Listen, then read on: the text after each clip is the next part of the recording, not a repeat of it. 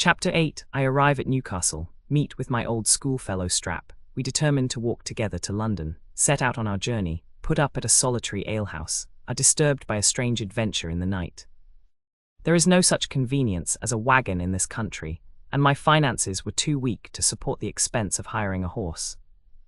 I determined therefore to set out with the carriers, who transport goods from one place to another on horseback, and this scheme I accordingly put in execution on the 1st day of September, 1739, sitting upon a pack saddle between two baskets, one of which contained my goods in a knapsack.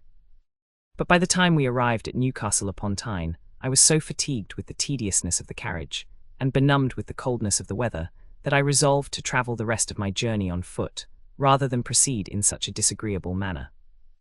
The ostler of the inn at which we put up, understanding I was bound for London, advised me to take my passage in a collier which would be both cheap and expeditious, and withal much easier than to walk upwards of 300 miles through deep roads in the winter-time, a journey which he believed I had not strength enough to perform.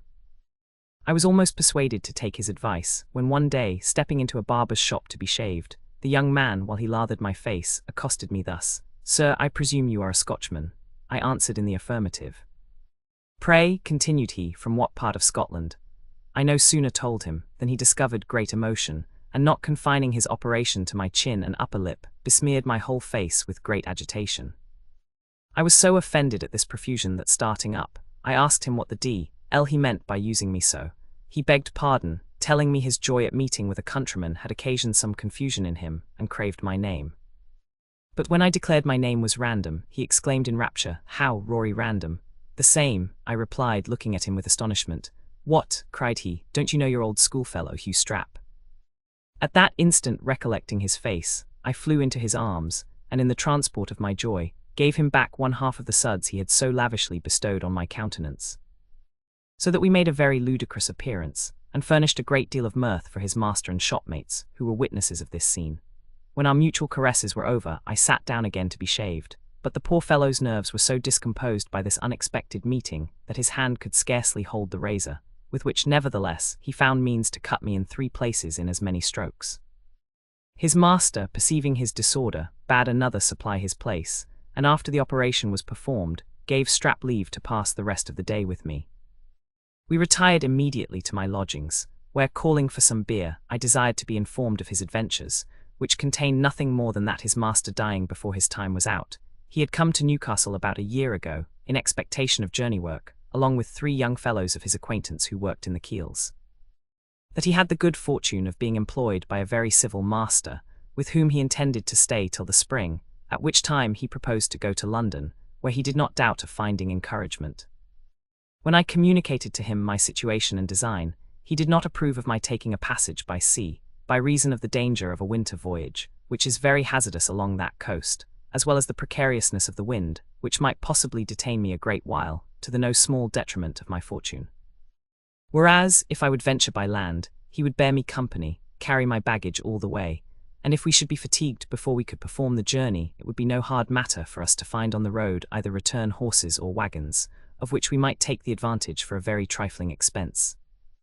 I was so ravished at this proposal that I embraced him affectionately, and assured him he might command my purse to the last farthing, but he gave me to understand he had saved money sufficient to answer his own occasions, and that he had a friend in London, who would soon introduce him into business in that capital, and possibly have it in his power to serve me also.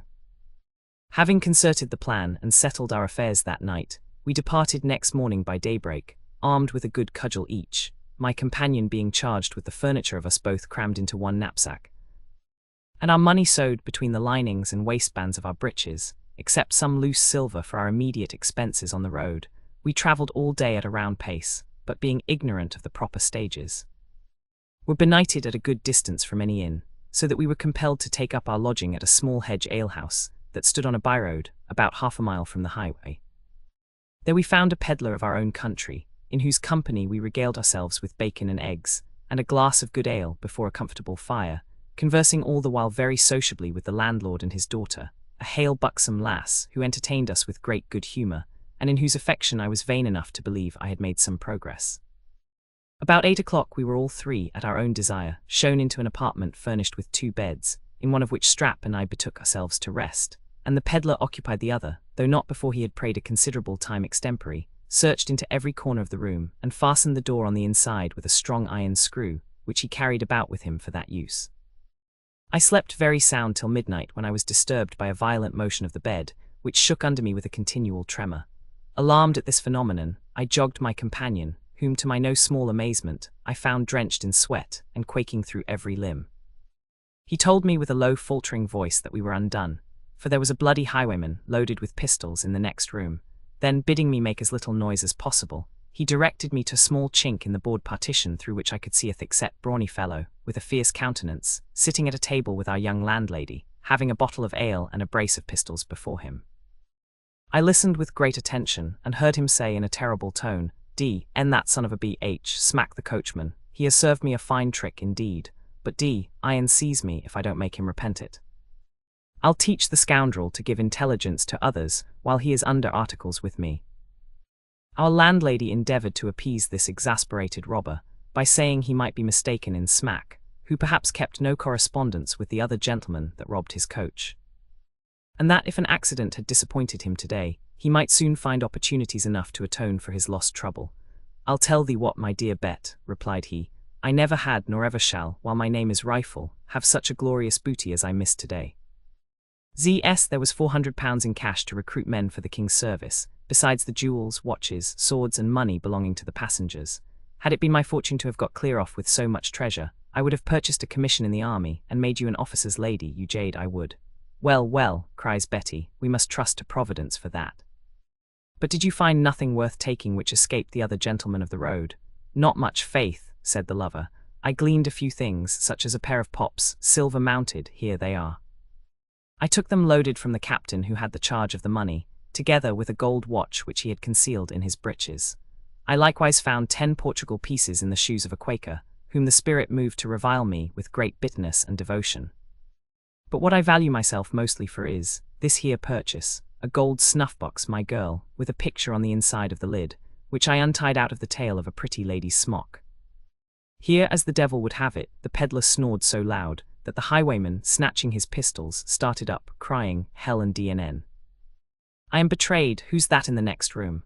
Mrs. Betty told him he need not be uneasy.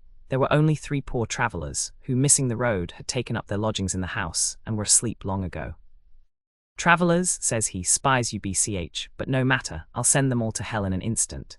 He accordingly ran towards our door, when his sweetheart interposing, assured him there was only a couple of poor young Scotchmen, who were too raw and ignorant to give him the least cause of suspicion.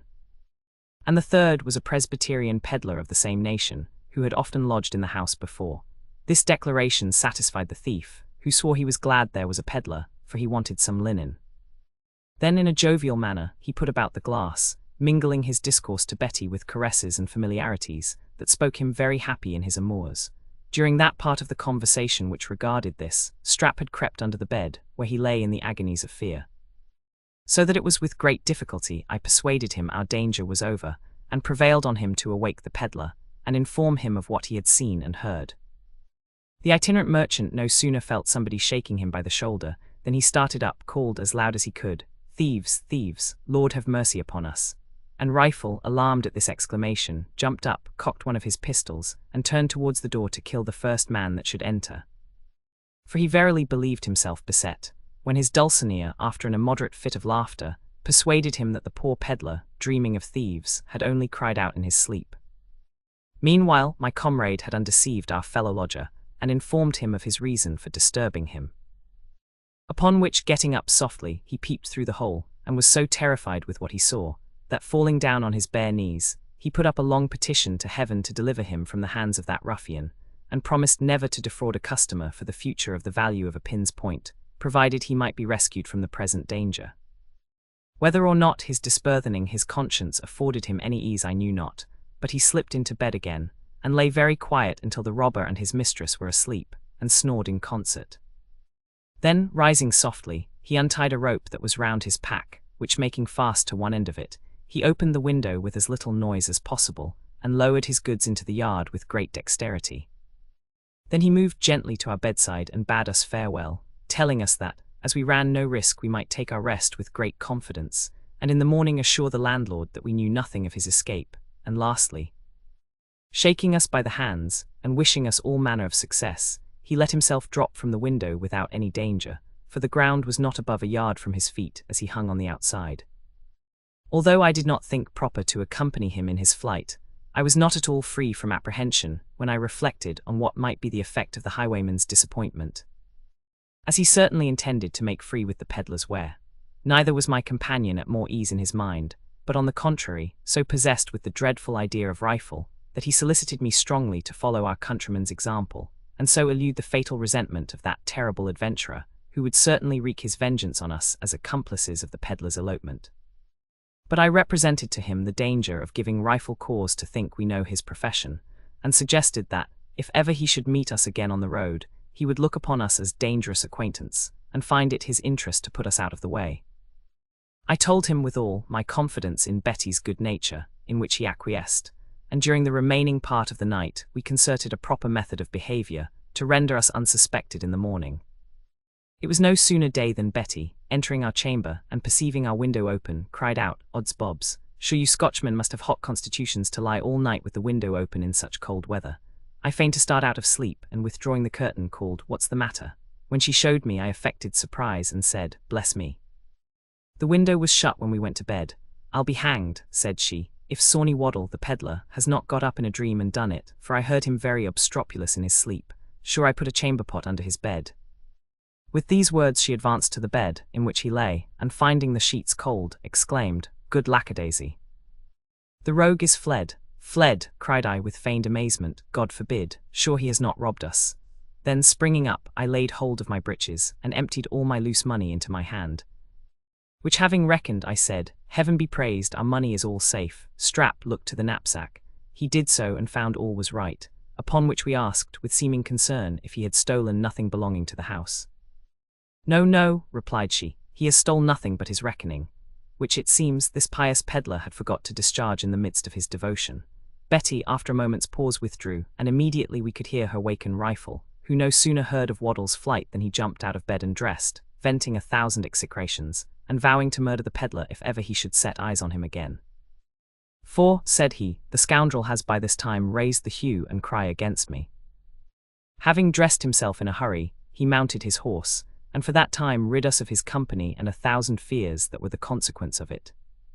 While we were at breakfast, Betty endeavoured, by all the cunning she was mistress of, to learn whether or no we suspected our fellow lodger, whom we saw take horse, but as we were on our guard, we answered her sly questions with a simplicity she could not distrust. When all of a sudden we heard the trampling of a horse's feet at the door.